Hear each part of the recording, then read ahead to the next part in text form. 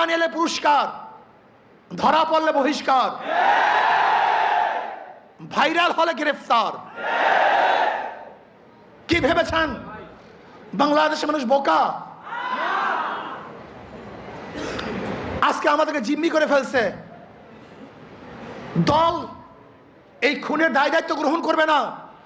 আমি স্পষ্ট ভাষায় বলতে চাই, এই খুনের দায় দায়িত্ব তারেক জিয়াকে গ্রহণ করতে হবে। এই খুনের দায় দায়িত্ব মির্জা ফখরুলকে গ্রহণ করতে হবে। এই খুনের দায় দায়িত্ব বিএনপিকে গ্রহণ করতে হবে। এই খুনের দায় দায়িত্ব প্রত্যেক প্রশাসন গ্রহণ করতে হবে। দুঃখিত, লজ্জিত, সবার বিবেক মরে গেছে। বাংলাদেশের বিবেক বলতে কিচ্ছু নাই। বুধবার এই ঘটনা ঘটছে, কোন সাংবাদিক এই ঘটনা প্রকাশ করতে পারে নাই,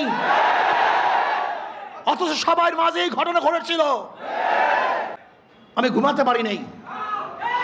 ওই দৃশ্য দেখ, আল্লাহর কসম,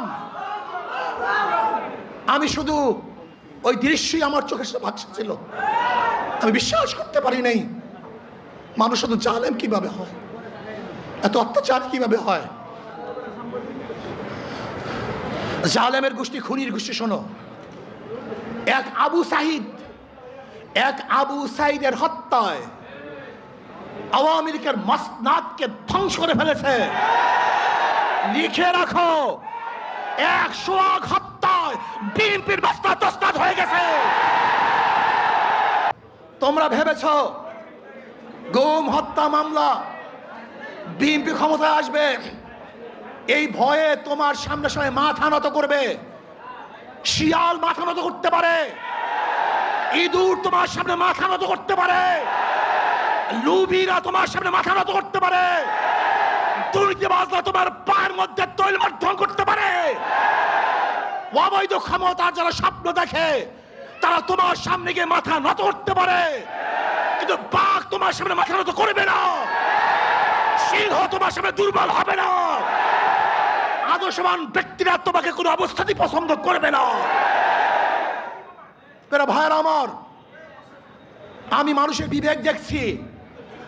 এই ঘটনা ঘটাবার পরেও বিবেকবান মানুষ যারা নিজেদেরকে শিক্ষিত দাবি করে, ওরা কিভাবে বিএনপি আওয়ামী লীগ করে আমার বুঝে আসে না। ওরা শিক্ষিত নয়, ওরা জ্ঞান পাপী। জ্ঞান পাপী ছাড়া এই দুর্নীতিবাজ, ধর্ষক, খুনিদের সাথে কোন মানুষের সম্পর্ক থাকতে পারে না।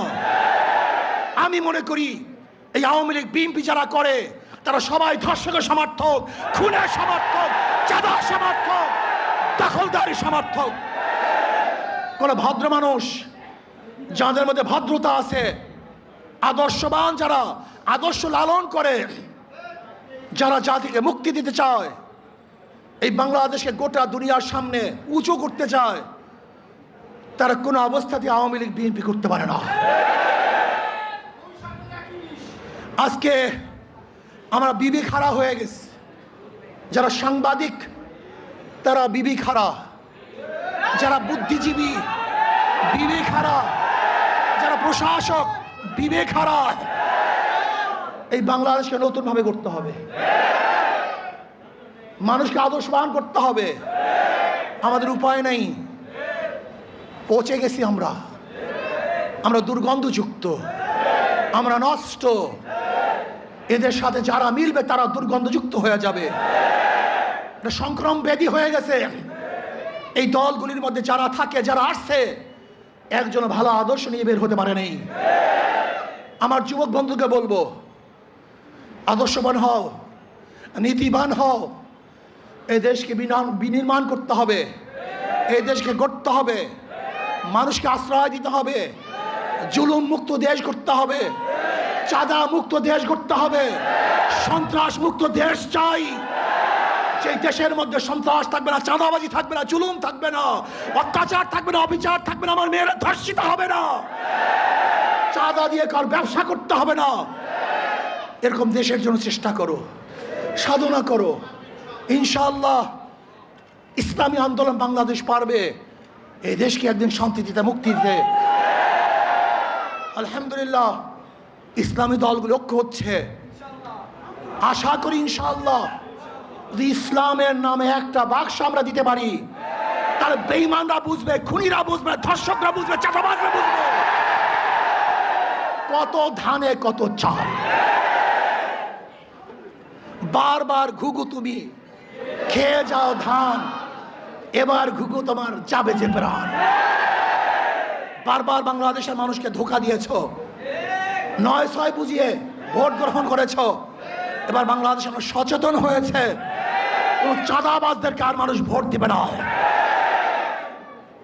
যারা বিগত দিনে দুর্নীতিতে 5 বার চ্যাম্পিয়নশিপ লাভ করেছে, যারা অবৈধ নির্বাচন উপহার দিয়েছে, যারা চাঁদাবাজি করার কারণে দেশ থেকে মানুষ বিতাড়িত করেছে, দ্বিতীয়বার তাদেরকে মানুষ আর ভোট দিবে না ইনশাআল্লাহ। চাঁদাবাজের বিরুদ্ধে ঐক্য হবে তো ইনশাআল্লাহ। চাঁদাবাজের বিরুদ্ধে সবাই ঐক্য আসি তো ইনশাআল্লাহ। যখন যেই সময় ডাক দেওয়া হবে চাঁদাবাজির বিরুদ্ধে আমরা ঝাঁপিয়ে পড়বো ইনশাআল্লাহ। আল্লাহ আমাদের সবাইকে কবুল করে নেন।